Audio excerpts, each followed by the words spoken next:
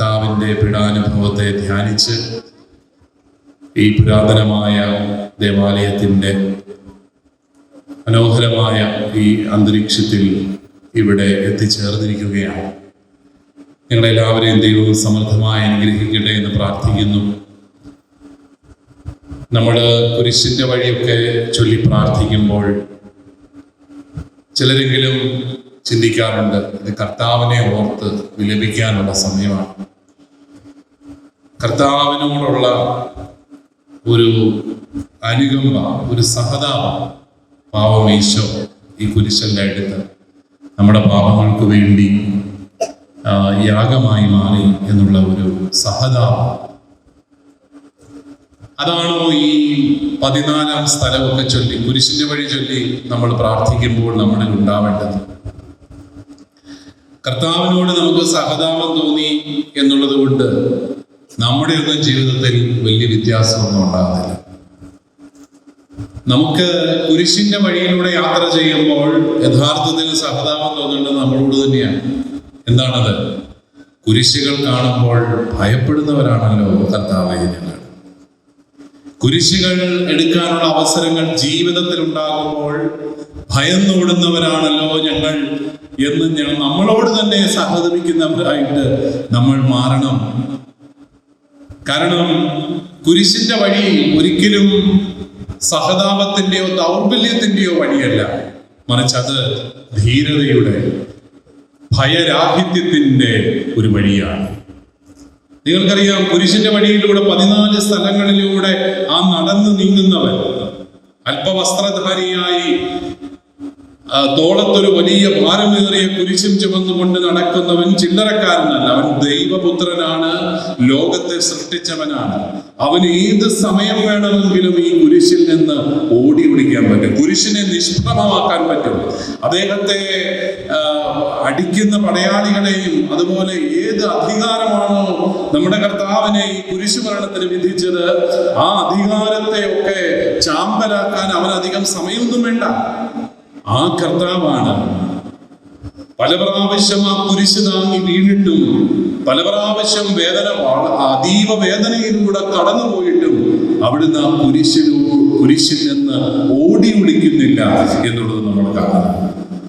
അതുകൊണ്ടാണ് എന്താണ് ക്രൈസ്തവ വിശ്വാസത്തിന്റെ അനന്യതയെന്ന് ചോദിച്ചാൽ ചിലപ്പോൾ നമ്മുടെ ചെറുപ്പക്കാരൊക്കെ നമ്മളോട് ചോദിക്കും, കർത്താവ് കുരിശ് എന്ന് പറയണേ ഞങ്ങൾക്ക് ഇപ്പൊ എന്താ, അല്ലെങ്കിൽ ഈശോ മിശിഹായെ വിശ്വസിച്ചു എന്ന് പറഞ്ഞുകൊണ്ട് എന്താണ് അതിന് ഒരു വ്യത്യാസം? എല്ലാവർക്കും ഒരു മതമുണ്ട്, നമുക്കും ഒരു മതമുണ്ടെന്നല്ലാതെ എന്താണ് ഇത്ര പ്രത്യേകത എന്നൊക്കെ ചോദിച്ചാൽ ഞാൻ പറയും, ക്രിസ്തുവിൽ വിശ്വസിക്കുന്നവൻ, ഈശോ മിശിഹായിൽ വിശ്വസിക്കുന്നവൻ കുരിശിനെ ഭയപ്പെടാത്തവനാണ്.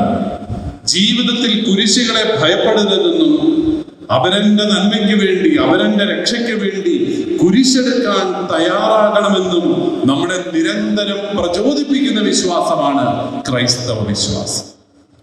ഒരുപക്ഷെ മറ്റെല്ലാ പ്രാർത്ഥനകളും കുരിശുകളെ ഒഴിവാക്കാനായിട്ട് നമ്മളെ സഹായിക്കുമ്പോൾ കർത്താവിലുള്ള വിശ്വാസം കുരിശിനെ ധീരതയോടെ വരിക്കാൻ നമ്മളെ സഹായിക്കുകയാണ്. നമുക്കറിയാം, പല രീതിയിൽ നമ്മളെ ഭയപ്പെടുത്തുന്ന ഒരു സംസ്കാരമാണ് നമുക്ക് ചുറ്റും. പല രീതിയിൽ ഭയപ്പെടുത്തുകയാണ് ജനങ്ങൾ. സത്യം പറയുന്നവനെ ജയിലിലടയ്ക്കാൻ ഒരു മടിയുമില്ലാത്ത, സത്യമാരും മിണ്ടരുത്, ആരും ഞങ്ങളെ ചോദ്യം ചെയ്യരുത് എന്ന തീവ്രമായ അഭിലാഷത്തോടെ ചോദ്യം ചെയ്യുന്നവരെയെല്ലാം നിശബ്ദരാക്കുന്ന ഒരു പ്രത്യേകമായ സാഹചര്യങ്ങളിലൂടെയൊക്കെ നമ്മൾ കടന്നു പോകുന്നുണ്ട്. ഭയപ്പെടുത്തുകയാണ്. ആരെങ്കിലും ചോദ്യം ചെയ്തോ, അവനെ ഏതെങ്കിലും ഒരു അന്വേഷണ ഏജൻസിയെ വിട്ട്, അല്ലെങ്കിൽ അവനെ ഏതെങ്കിലും ഭരണ യന്ത്രങ്ങൾ ഉപയോഗിച്ച് അവനെ നിശബ്ദമാക്കുകയാണ്. അവൻ ഇനി മിണ്ടരുത്, അവൻ ആഗ്രഹിക്കുന്നത് പോലെ നിശബ്ദനായിട്ടിരുന്നു. പലപ്പോഴും നമ്മുടെ ജനം നിശബ്ദമായിട്ടിരിക്കുകയാണ്. അത് ഏത് മേഖലയിലും നമുക്ക് ഈ ഭയപ്പെടുത്തലിന്റെ അംശങ്ങളെ കാണാനായിട്ട് സാധിക്കുമെന്നുള്ളതാണ്. ഒരുപക്ഷെ നമ്മുടെ ക്രൈസ്തവ വിശ്വാസത്തിന് ഉത്തരേന്ത്യയിലൊക്കെ നേരിടേണ്ടി വരുന്ന വലിയൊരു പ്രശ്നം, അവര് നമ്മുടെ കന്യാസ്ത്രീകളെയും നമ്മുടെ വൈദികരെയും നമ്മുടെ സ്ഥാപനങ്ങളെയും എല്ലാം ഭയപ്പെടുത്തി ഒന്ന് നോക്കുകയാണ്. എന്താ ഭയപ്പെട്ട് ഇവരെ പോകുന്നെങ്കിൽ പൊക്കോട്ടെ, അതുകൊണ്ടാണ് നമ്മുടെ കന്യാസ്ത്രീകള് അവരുടെ സഭാവസ്ത്രം ധരിച്ചുകൊണ്ട് പുറത്തിറങ്ങി നടക്കാൻ പാടില്ല എന്നൊക്കെ പറഞ്ഞ് ഭയപ്പെടുത്താനായിട്ട് ശ്രമിക്കുകയാണ്. അവിടെ ഭയപ്പെട്ട് നമ്മൾ ആ സഭാവസ്ത്രം മാറ്റിവെക്കുമ്പോഴാണ് നമ്മൾ അവർക്ക് കീഴടങ്ങുന്നത്. അല്ലാതെ നമ്മൾ നമ്മുടെ അവകാശങ്ങൾക്ക് വേണ്ടിയിട്ട് ധീരതയോടെ പോരാടുമ്പോൾ നമ്മൾ അവിടെ വിജയിക്കുകയാണ്. യഥാർത്ഥത്തിൽ കുരിശിന്റെ ഒരു ധൈര്യം ജീവിക്കുകയാണ്. നമ്മൾ ന്യൂനപക്ഷമായിരിക്കും തോറും നമ്മളെ ഭയപ്പെടുത്താനായിട്ട് എളുപ്പമാണ്. ഭയപ്പെടുത്തുന്ന ശക്തികൾ പല രീതിയിൽ നമ്മളെ ഭയപ്പെടുത്താനായിട്ട് ശ്രമിക്കും. പക്ഷെ ആ ഭയത്തിന് കീഴ്വഴങ്ങുന്നു എന്നുള്ളതാണ് നമ്മുടെ ഏറ്റവും വലിയ പരാജയം. നമ്മൾ കുരിശിൽ നിന്ന് അകന്നു പോവുകയാണ്. കുരിശ് നമ്മളെ സഹായിക്കുന്നത് ഭയത്തെ, സർവമാന ഭയങ്ങളെയും ഒഴിവാക്കി നല്ല ധീരതയോടെയും പ്രത്യാശയോടെയും ജീവിക്കാനാണ് എന്നുള്ളൊരു ബോധ്യം നമുക്കുണ്ടാവണം. കുരിശിന്റെ ഒരു വലിയ ധൈര്യം, കുരിശ് നമുക്ക് തരുന്ന ഒരു ധൈര്യമുണ്ട്. ഭീരുക്കൾക്ക് ക്രൈസ്തവ വിശ്വാസത്തിൽ സ്ഥാനമില്ല. ക്രിസ്ത്യാനി നല്ല ധൈര്യമുള്ളവനാണ്. അവൻ പ്രതികൂല സാഹചര്യങ്ങളോട് മല്ലടിച്ച് അവൻ ജീവിതത്തെ ലക്ഷ്യത്തിലെത്തിക്കുന്നവനാണ്. ബുദ്ധിമുട്ടോ? അതുകൊണ്ടാണ് പൗലോസ് ശ്ലീഹ പറയുന്നുണ്ടല്ലോ, എന്താണ് എന്നെ കർത്താവായ ഈശോയോടുള്ള സ്നേഹത്തിൽ നിന്ന് അകറ്റുന്നത്? അത് പട്ടിണിയാണോ, നഗ്നതയാണോ, മരണമാണോ, വാളാണോ? ഒന്നിനും കർത്താവായ ഈശോ മിശിഹായോടുള്ള സ്നേഹത്തിൽ നിന്ന് എന്നെ മാറ്റി നിർത്താനായിട്ടാവില്ല. പ്രിയപ്പെട്ടവരെ, ക്രൈസ്തവ വിശ്വാസത്തിൽ ആഴപ്പെടുന്തോറും നമ്മൾ ധൈര്യമുള്ളവരായി മാറുകയാണ്. ജീവിതത്തെ നേരിടാൻ ധൈര്യമുള്ളവരായി മാറുകയാണ്. ഏത് ബുദ്ധിമുട്ടും പ്രശ്നങ്ങളും രോഗങ്ങളും ഇല്ലായ്മകളും വന്നാലും അവിടെയൊന്നും ഭയപ്പെടാതെ ധീരതയോടെ നിൽക്കാൻ നമ്മുടെ വിശ്വാസം നമ്മളെ സഹായിക്കുകയാണ്. നിങ്ങൾ ഹിറ്റ്ലറുടെ കാലത്ത്, നാസി ഭരണകാലത്ത് ഹിറ്റ്ലർ എന്ന് പറയുന്ന മനുഷ്യന്റെ ക്രൂരതയിൽ ഒടുങ്ങിയ ജീവിതങ്ങളെ കുറിച്ച് കേട്ടിട്ടുണ്ട്. ഏതാണ്ട് 2 കോടിയോളം മനുഷ്യരാണ് അയാളുടെ നേരിട്ടുള്ള പീഡനത്തിൽ മരണമടഞ്ഞത്. 2 കോടിയോളം മനുഷ്യർ കൊല്ലപ്പെട്ടു. ഈ ലോകം മുഴുവൻ ഒരു വല്ലാത്ത ഭയത്തിന്റെ അന്തരീക്ഷത്തിലായിരുന്നു. പക്ഷേ അതിനെക്കുറിച്ച് പറയുന്ന ചരിത്രകാരന്മാർ പിന്നീട് എഴുതും, ഹിറ്റ്ലറുടെ ക്രൂരത മാത്രമല്ല അത്ര വലിയ ഒരു വംശഹത്യയിലേക്ക് നയിച്ചത് പിന്നെയും ആ ജനത്തിന്റെ ഭയം കൂടിയാണ്. അവർ ഭയപ്പെട്ടുപോയി. അവർ പോരാടാനായിട്ട് ഭയപ്പെട്ടുപോയി. അതുകൊണ്ട് അവർ കീഴ്വഴങ്ങി. അവർ ഈ ഭയപ്പെടുത്തുന്ന ഈ ശക്തികൾക്കെല്ലാം അവർ കീഴ്വഴങ്ങി. അവരവസാനം മരണം വരിക്കുകയാണ്. അവർക്ക് പ്രത്യാശ നഷ്ടപ്പെട്ടു പോയി. അതാണ് സംഭവിച്ചത്. എന്നാൽ കർത്താവിന്റെ കുരിശ് നമ്മളെ ഏത് പ്രതികൂല സാഹചര്യങ്ങളിലും ധീരതയോടെ ജീവിക്കാൻ സഹായിക്കുകയാണ്. നമ്മുടെ ജീവിതത്തിൽ നിന്ന് ഈ കുരിശുകളെല്ലാം ഒഴിവാക്കാനായിട്ട് ആഗ്രഹിക്കുന്നുണ്ട്. പല രീതിയിൽ കുരിശുകളെ ഒഴിവാക്കാനുള്ള പ്രാർത്ഥനകളാണ് നമ്മൾ നടത്തുക. അത് വളരെ മാനുഷികമാണ്.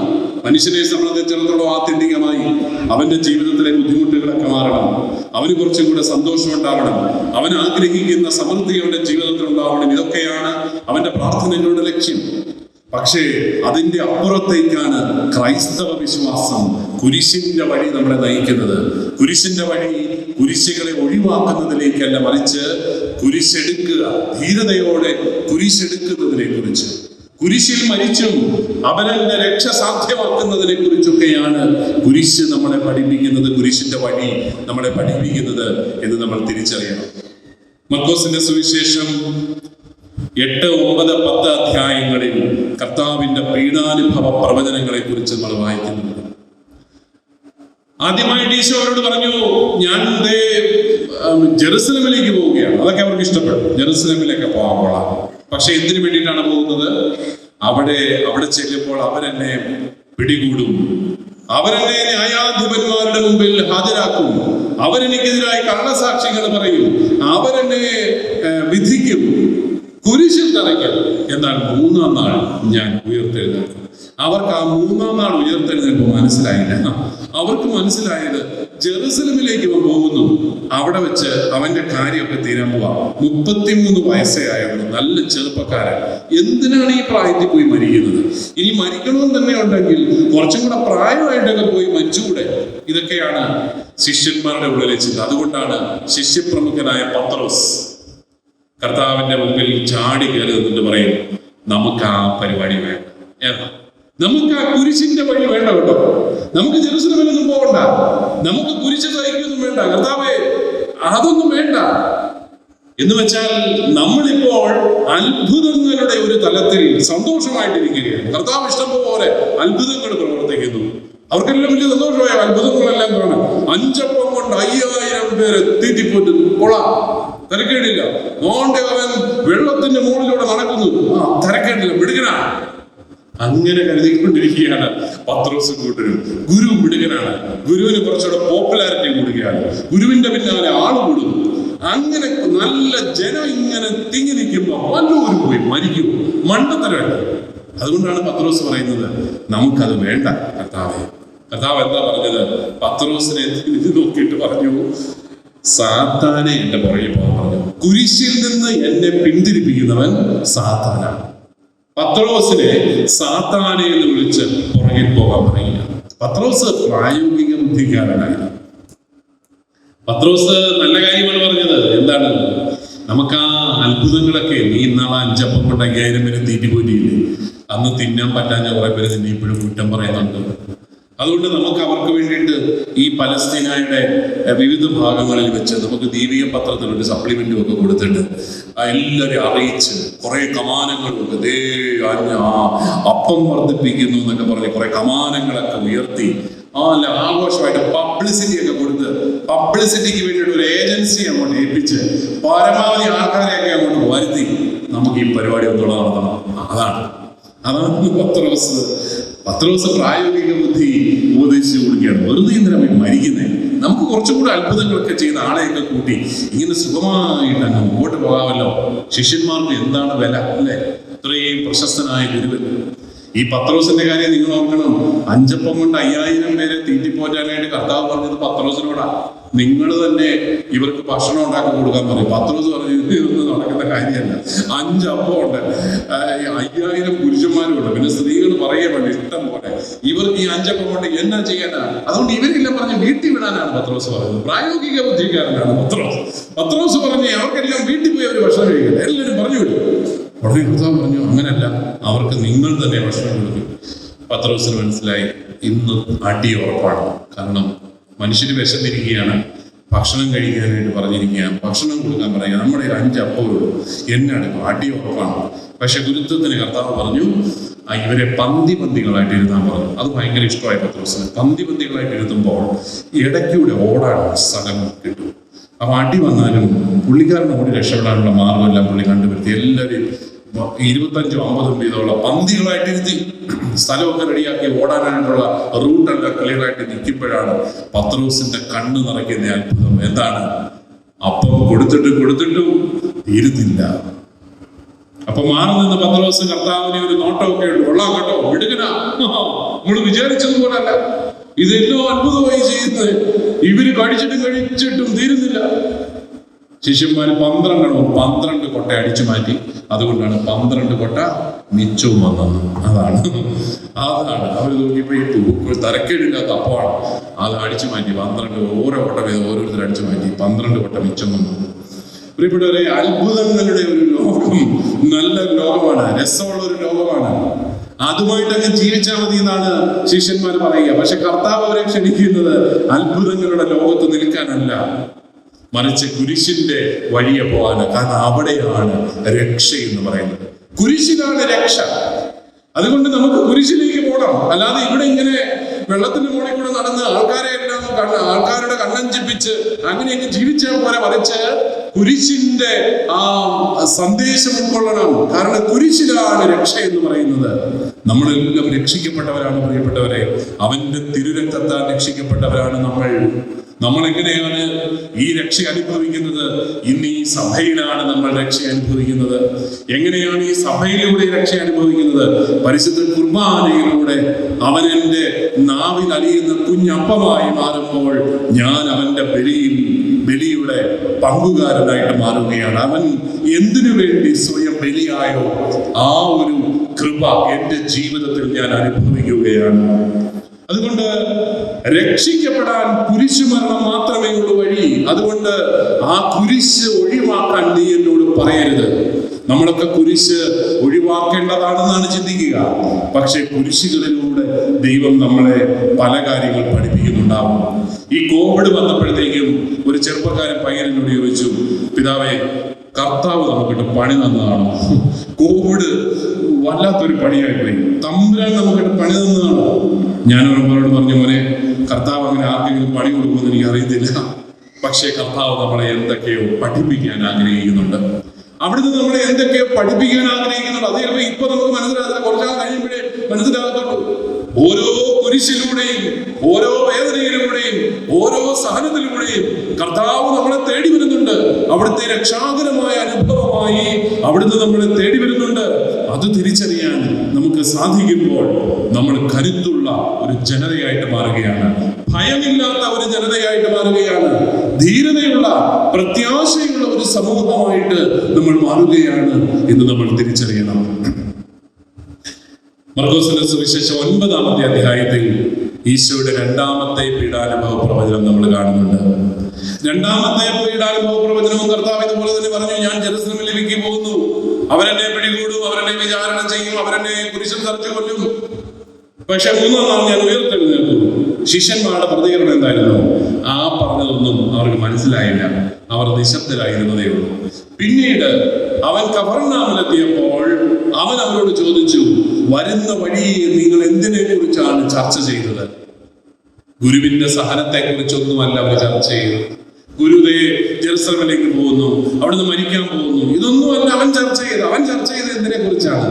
തങ്ങളിൽ ആരാണ് വലിയവൻ, തങ്ങളിൽ ആരാണ് വലിയവൻ എന്നുള്ള കാര്യത്തെ കുറിച്ച് ചർച്ച ചെയ്ത് വളരെ സന്തോഷമായിട്ട് ശിഷ്യന്മാരങ്ങനെ നിൽക്കുകയാണ്. ശിഷ്യരുടെ പ്രതികരണം, കുരിശിനോടുള്ള ശിഷ്യരുടെ പ്രതികരണമാണ്. പത്രോസിലൂടെ കുരിശ് മുടക്കാനായിട്ട് ആഗ്രഹിക്കുന്നു. രണ്ടാമത്, അപ്രധാന കാര്യങ്ങളിലേക്ക് ശ്രദ്ധ തിരിച്ചുവിട്ട് കുരിശിൽ നിന്ന് ശ്രദ്ധ തിരിക്കുകയാണ്. ഇവന്റെ കൂടെ കൂടിയാൽ ഞങ്ങൾക്ക് എന്ത് ഭൗതിക നന്മയുണ്ടാവും? പലപ്പോഴും നമ്മുടെയും ചിന്ത അതാണ്. കർത്താവ് ഈശോ മിശിഹായുടെ കൂടെ കൂടിയാൽ നമുക്ക് എന്ത് ഭൗതിക നന്മയുണ്ടാവും? എന്തേലും കുറച്ചും കൂടെ സുഖസൗകര്യങ്ങൾ കിട്ടുമോ? കുറച്ചും കൂടെ സമ്പത്ത് കിട്ടുമോ? ഇതൊക്കെയാണ് പലപ്പോഴും നമ്മുടെയൊക്കെ ചിന്ത. അങ്ങനെയാണ് ശിഷ്യന്മാര് ചിന്തിച്ചത്. എന്താണത്? ആരാണ് വലിയവൻ? നമ്മുടെ കൂട്ടത്തിൽ ആരാണ് വലിയവൻ? അതിപ്പോ തീരുമാനിക്കണം. കാരണം ഏതായാലും അവൻ പോവാന്നൊക്കെ പറയുന്നത്. അതുകൊണ്ട് ഈ വലിയവൻ ആരാണെന്നുള്ളത് ഇപ്പൊ തീരുമാനിക്കണം. പലപ്പോഴും നമ്മൾ പ്രിയപ്പെട്ടവരെ ലൗകികമായ താല്പര്യങ്ങളുമായിട്ട് അങ്ങ് ജീവിക്കുകയാണ്. അവിടെ കർത്താവിന്റെ കുരിശിന്റെ ആഴമായ അർത്ഥമൊന്നും മനസ്സിലാക്കാൻ നമുക്ക് തീരെ സാധിക്കുന്നില്ല എന്നുള്ളതാണ് വാസ്തവം. മർക്കോസിന്റെ സുവിശേഷം 10-ാമത്തെ അധ്യായത്തിൽ ഈശോയുടെ 3-ാമത്തെ പീഡാനുഭവ പ്രവചനം നമ്മൾ വായിക്കുന്നുണ്ട്. പീഡാനുഭവ പ്രവചനം കഴിഞ്ഞ പാടെ അവിടുന്ന് ജെറുസലേമിലേക്ക് പോകുന്നു, അവിടെ പീഡകൾ സഹിക്കുന്നു, മരിക്കുന്നു, ഉത്ഥാനം ചെയ്യുന്നു എന്നൊക്കെ പറയുമ്പോൾ ഉടനെ തന്നെ 2 പേര് കയറി വന്നു. ആരാണ്? നമ്മുടെ സെബദീ പുത്രന്മാർ യാക്കോബും യോഹന്നാനും വന്നിട്ട് പറഞ്ഞു, നേരിട്ട് അങ്ങ് ചോദിക്കുകയാണ്, ഗുരു, നീ ഏതായാലും മഹത്വപ്പെടാൻ പോകാന്നൊക്കെ പറയുന്നു, കൊള്ളാം. പക്ഷേ ആ മഹത്വത്തിന്റെ രാജ്യത്ത് നിന്റെ തൊട്ടടുത്തുള്ള 2 കസേരയുണ്ടല്ലോ, അത് ഈ പത്രോസിനൊന്നും കൊടുത്തേക്കരുത്, ഞങ്ങൾക്ക് തരണം. ഏറ്റവും ഇവരോർത്തത് ഇതേതാണ്ട് വലിയ പുതിയ രാജ്യം സ്ഥാപിക്കാൻ പോവുകയാണ്. ദൈവരാജ്യം എന്നൊക്കെ പറഞ്ഞാൽ ഒരു രാഷ്ട്രീയ സാമ്രാജ്യമാണ്. അവിടെ പ്രധാനമന്ത്രിയുടെയും ആഭ്യന്തരമന്ത്രിയുടെയും കസേര വേറെ ആർക്കും കൊടുക്കാതെ ഞങ്ങൾക്ക് തരണം. അതാണ് ഈശോ തന്റെ ജീവിതത്തിന്റെ ഏറ്റവും വേദനാജനകമായ ആ സാഹചര്യങ്ങളെ കുറിച്ച് അവരോട് പറയുമ്പോൾ അവർക്കിതൊന്നും മനസ്സിലാകുന്നില്ല. അവരുടേതായ താല്പര്യങ്ങളുമായി മുന്നോട്ട് പോവുകയാണ്. കർത്താവിന്റെ സഹനം നമ്മുടെ ചിന്തകളിലേക്ക് കടന്നു വരുന്നില്ല. നമുക്കെപ്പോഴും നമ്മുടേതായ താല്പര്യങ്ങൾ മാത്രമേ വരുന്നുള്ളൂ. അതുകൊണ്ട് തന്നെ നമ്മൾ എങ്ങനെങ്കിലും ഒക്കെ ജീവിച്ചു പോകണം എന്നുള്ളതിന്റെ അപ്പുറത്തേക്കൊന്നും നമ്മുടെ ചിന്തകൾ ഒട്ടുമേ മാറുന്നില്ല എന്നുള്ളതാണ് വാസ്തവം. കർത്താവ് പറഞ്ഞു, നിങ്ങൾ വിചാരിക്കുന്നത് പോലല്ല, എൻ്റെ ഇടത്തും വലത്തുമുള്ള സ്ഥാനമൊക്കെ പിതാവാണ് തീരുമാനിക്കുന്നത്. ഞാൻ കുടിക്കുന്ന പാനപാത്രമൊക്കെ കുടിക്കാൻ പറ്റുമോ? അവരോർത്ത് ഈ വിരുന്നിന്റെ പാനപാത്രം അതൊക്കെ ഞങ്ങൾ കുടിച്ചോളാന്ന് പറഞ്ഞു. പക്ഷേ അവൻ ഉദ്ദേശിച്ചത് സഹനത്തിന്റെ പാനപാത്രമാണ്. സഹനത്തിന്റെ പാനപാത്രം നിനക്ക് കുടിക്കാൻ പറ്റും. നമ്മുടെ ക്രൈസ്തവ വിശ്വാസത്തിൽ പ്രിയപ്പെട്ടവരെ, ഈ സഹനത്തിന് വലിയ ഒരു പങ്കുണ്ട്. കുരിശിന് വലിയൊരു പങ്കുണ്ട്. രക്ഷയിലേക്കുള്ള ഏക മാർഗമാണ് ഈ കുരിശ്, സഹനം എന്നൊക്കെ പറയുന്നത്. കുരിശിലൂടെ മാത്രമേ രക്ഷയുള്ളൂ എന്നാണ് കർത്താവ് നമ്മളെ പഠിപ്പിക്കുന്നത്. അതുകൊണ്ടാണ് ക്രിസ്ത്യാനി എപ്പോഴും അനുദിന ജീവിതത്തിലെ കുരിശുകളെ ധീരതയോടെ എടുക്കുന്നവനാണ്. എവിടെയെല്ലാം ക്രൈസ്തവ വിശ്വാസം പ്രഘോഷിക്കപ്പെട്ടോ അവിടെയൊക്കെ സമൂഹത്തിന് പുരോഗതി ഉണ്ടെങ്കിൽ, അവിടെയൊക്കെ നല്ല കുടുംബങ്ങളുണ്ടെങ്കിൽ, അവിടെയൊക്കെ നല്ല മൂല്യങ്ങൾ മനുഷ്യർ ജീവിക്കുന്നുണ്ടെങ്കിൽ അതിന്റെ കാരണം കുരിശെടുക്കാൻ തയ്യാറാകുന്ന ഒരു ജനതയാണ്. ഞങ്ങൾക്ക് കുറച്ച് ഭൗതിക സൗകര്യങ്ങൾ നഷ്ടപ്പെട്ടാലും ഞങ്ങൾ നല്ല കുടുംബജീവിതം നയിക്കും, ഞങ്ങൾ നല്ല ദാമ്പത്യം നയിക്കും, ഞങ്ങൾ നല്ല ധാർമ്മിക മൂല്യങ്ങൾ ജീവിക്കും. ഞങ്ങൾക്ക് ചിലപ്പോൾ ഭൗതികമായ നഷ്ടങ്ങൾ ഉണ്ടായാലും ഞങ്ങൾ ഒരിക്കലും കർത്താവിന്റെ വഴിയിൽ നിന്ന് വ്യതിചലിക്കില്ല എന്ന് പറയാൻ സാധിക്കുന്നത് ധീരതയാണ്.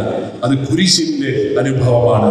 അത് പ്രത്യാശയുടെ വലിയൊരു ലോകം നമ്മുടെ മുമ്പിൽ തുറന്നു തരികയാണ്. അതുകൊണ്ടല്ലേ പ്രിയപ്പെട്ടവരെ, ക്രൈസ്തവ സംസ്കാരം എവിടെയെല്ലാം ഉണ്ടായോ അവിടെയൊക്കെ ഭൗതിക ലോകവും നന്നായി.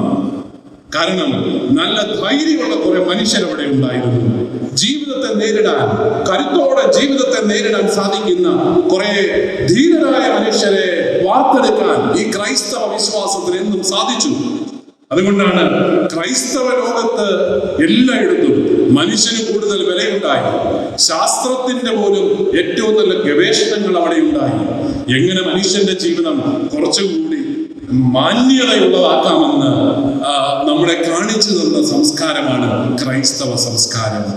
അത് സാധിച്ചത് ക്രൈസ്തവ വിശ്വാസത്തിന്റെ അടിസ്ഥാനം എന്ന് പറയുന്നത്, ഹൃദയം എന്ന് പറയുന്നത് ഈ കുരിശായതുകൊണ്ട് മാത്രമാണ്.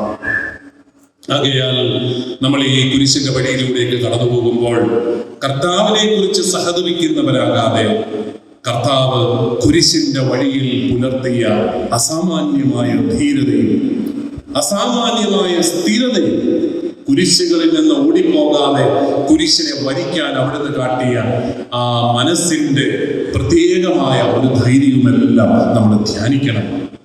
നമ്മുടെയൊക്കെ അടുത്ത തലമുറയും കൂടുതൽ ധൈര്യമുള്ള ഒരു സമൂഹമായിട്ട് മാറണം. ആരെങ്കിലും പേടിപ്പിച്ചാൽ ഉടനെ ഭയപ്പെട്ടു പോകുന്ന ഒരു സമൂഹമായിട്ടല്ല ക്രൈസ്തവ സമൂഹം വളരേണ്ടത്. ഏതെങ്കിലും പ്രതികൂല ശക്തികൾ നമ്മളെ പുറമേ നിന്ന് ഭീഷണിപ്പെടുത്തുമ്പോൾ പേടിച്ചരണ്ടിരിക്കുന്ന ഒരു സമൂഹമായിട്ടല്ല നമ്മൾ ജീവിക്കേണ്ടത്. മറിച്ച് വളരെ ആഴമായ ഒരു ധീരതയോടെ, ഒരു ശാന്തതയോടെ, വലിയൊരു സ്നേഹത്തോടെ, സ്നേഹം നൽകുന്ന ഒരു വലിയ കരുത്തോടെ തങ്ങളുടെ വിശ്വാസം ജീവിക്കുകയും പ്രഘോഷിക്കുകയും ചെയ്യുന്ന ഒരു സമൂഹമായിട്ടാണ് നമ്മൾ ജീവിക്കേണ്ടത്. കുരിശുകളിൽ നിന്ന് ഒളിച്ചോടേണ്ടവരല്ല നമ്മൾ, മറിച്ച് കുരിശുകളെ ധീരതയോടെ സ്വീകരിക്കേണ്ടവരാണ് നമ്മൾ എന്നുള്ള ഒരു സന്ദേശമാണ് പ്രിയപ്പെട്ടവരെ ഈ കുരിശിന്റെ വഴിയും നമുക്ക് നൽകുക.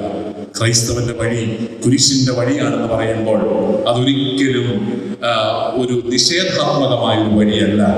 അത് വലിയ പ്രത്യാശയുടെ, ധീരതയുടെ വഴിയാണ്. കുരിശൊരിക്കലും ദൗർബല്യത്തിന്റെ ചിഹ്നമല്ല. നമ്മളിവിടെ ഉപയോഗിക്കുന്ന ഈ പുഷ്പിക്കുന്ന കുരിശ്, പുഷ്പിച്ച കുരിശ് നമ്മുടെ മുമ്പിൽ വയ്ക്കുന്ന വലിയ ഒരു യാഥാർത്ഥ്യം, ഉദ്ധിതനായ ഈശോയെ സൂചിപ്പിക്കുന്നതാണല്ലോ പുഷ്പിച്ച കുരിശ്. ഈ ഉദ്ധിതനായ ഈശോയെ നമ്മൾ പുഷ്പിച്ച കുരിശ് കാണുമ്പോൾ, ഈ ഉദ്ധിതനായ ഈശോയെ ഓർക്കുമ്പോൾ നമ്മൾ ഓർക്കുന്നത് അവന്റെ സഹനത്തെയും അവന്റെ ഉത്ഥാനത്തെയുമാണ്. കുരിശിൽ സഹനം ഒരിക്കലും അവസാനമല്ല, അത് ഉത്ഥാനത്തിലേക്ക് വളരുന്ന വലിയ പ്രത്യാശ. അതുകൊണ്ടാണ് പ്രിയപ്പെട്ടവരെ ക്രൈസ്തവർ എന്നും പ്രത്യാശയുടെ മക്കളായി അറിയപ്പെടുക.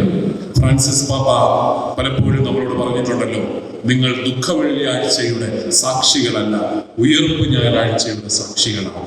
ദുഃഖ വെള്ളിയാഴ്ച ഒരു ദിവസമേ ഉള്ളൂ, പക്ഷെ ഉയർപ്പ് ഞായറാഴ്ചയുടെ ആ ചൈതന്യം ജീവിതം മുഴുവനും നിറഞ്ഞിരിക്കുകയാണ്.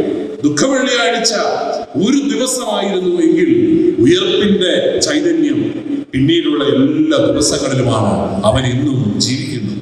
അതുകൊണ്ട് ഈ സഹനം ഒരിക്കലും അതിൽ തന്നെ അന്ത്യമല്ല, അത് വിശ്വാസത്തിലേക്ക് നയിക്കുന്ന, നമ്മളെ കൂടുതൽ കരുത്തുറ്റവരാക്കുന്ന, ധീരതയുള്ള മനുഷ്യരാക്കി മാറ്റുന്ന ഒരു വലിയ കൃപയാണ് എന്ന് തിരിച്ചറിഞ്ഞ് നമ്മുടെയും അനുദിന ജീവിതത്തിലെ സഹനങ്ങളെ നേരിടാനായിട്ട് നമുക്ക് പരിശ്രമിക്കാം. അതിനുള്ള കൃപയ്ക്കായിട്ട് പ്രിയപ്പെട്ടവരെ പ്രാർത്ഥിക്കാം. ഞങ്ങൾക്ക് ധൈര്യം നൽകണമേ, ഞങ്ങൾക്ക് പ്രത്യാശ നൽകണമേ, ഞങ്ങൾക്ക് ജീവിതത്തെ നേരിടാൻ ഞങ്ങൾക്ക് കരുത്ത് നൽകണമേ എന്ന് പ്രാർത്ഥിക്കുന്ന, നിരന്തരം പ്രാർത്ഥിക്കുന്ന വ്യക്തികളായിട്ട് നമുക്ക് മാറാം. അതിനുള്ള കൃപാവരം നിങ്ങൾക്ക് എല്ലാവർക്കും നൽകട്ടെ എന്ന് പ്രത്യേകമായിട്ട് പ്രാർത്ഥിക്കുന്നു.